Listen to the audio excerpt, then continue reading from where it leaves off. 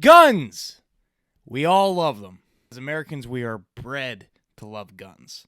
It's in our blood. It's in, other than microplastics, it's in our blood. It's either you love guns in real life, hate them in movies, love them in movies, and hate them in real life, or guns in real life because you want to be the guys with guns in the movies, and that's not good.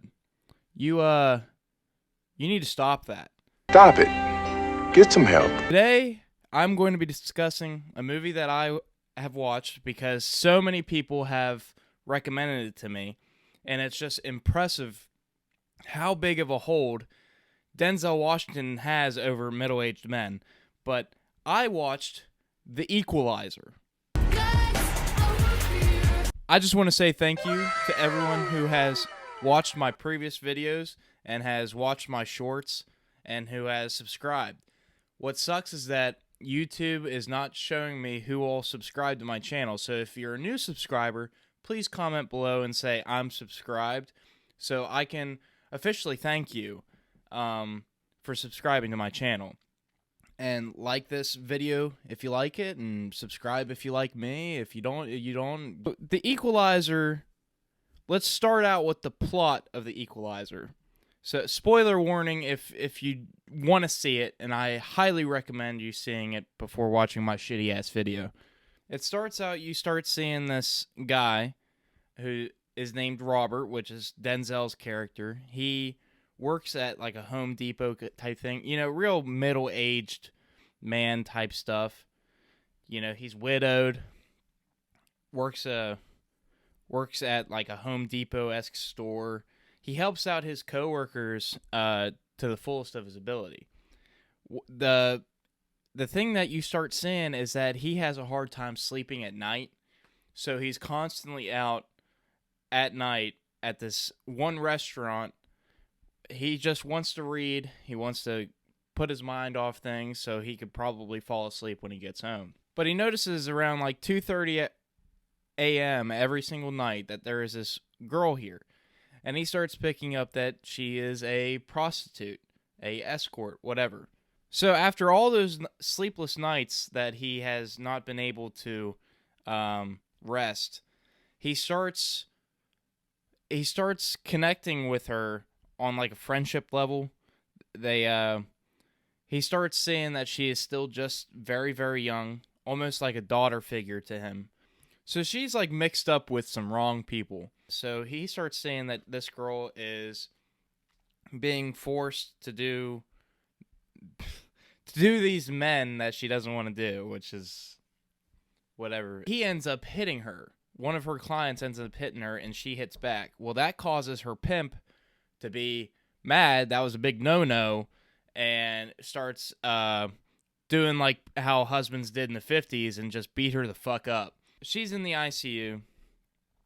Denzel goes and sees her.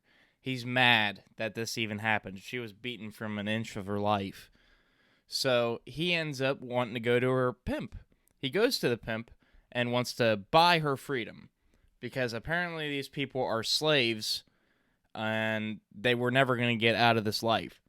So he goes in to try to buy her freedom, and he's got like $98,000 or $9,800. Dude rejects the money. The pimp rejects that $9,800 for her freedom. And this is when we start getting a fucking peek. And it's been like maybe half an hour into this movie, and we have not seen anything but normal stuff from him. Like, he's really OCD.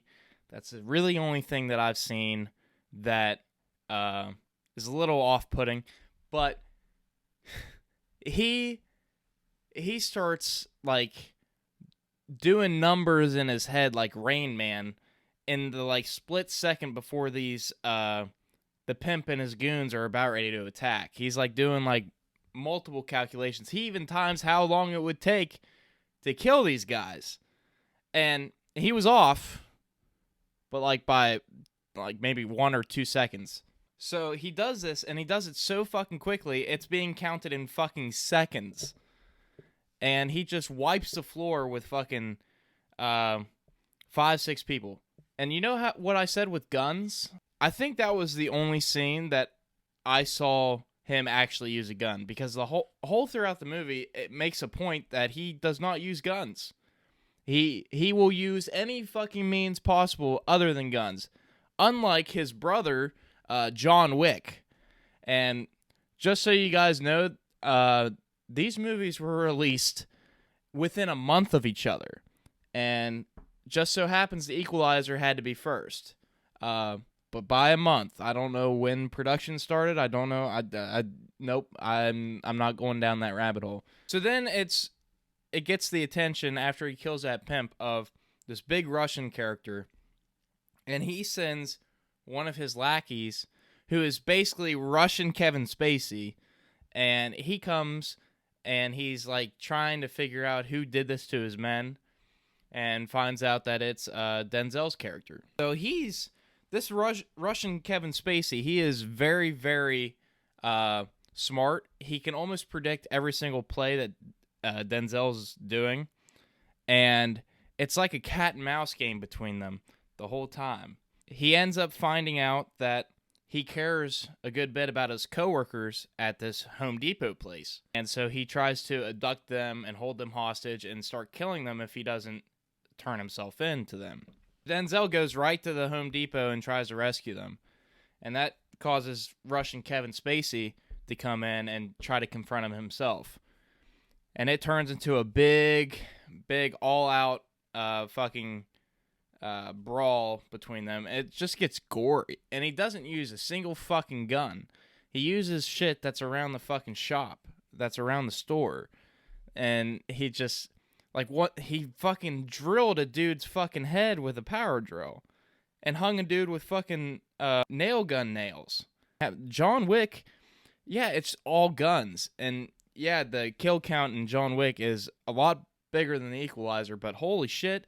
Anyway, side note, there is a hint to what movie I'm going to be reviewing next, so just try to find that out in this video if you can, and comment what you think it's going to be. So then once he goes and squares off against Russian Kevin Spacey, he ends up doing what he needs to do. Denzel actually went to Russia and fucking killed the whole Russian mob. Like, killed them off screen, which is really a good choice because it just shows how much of a fucking badass this dude is.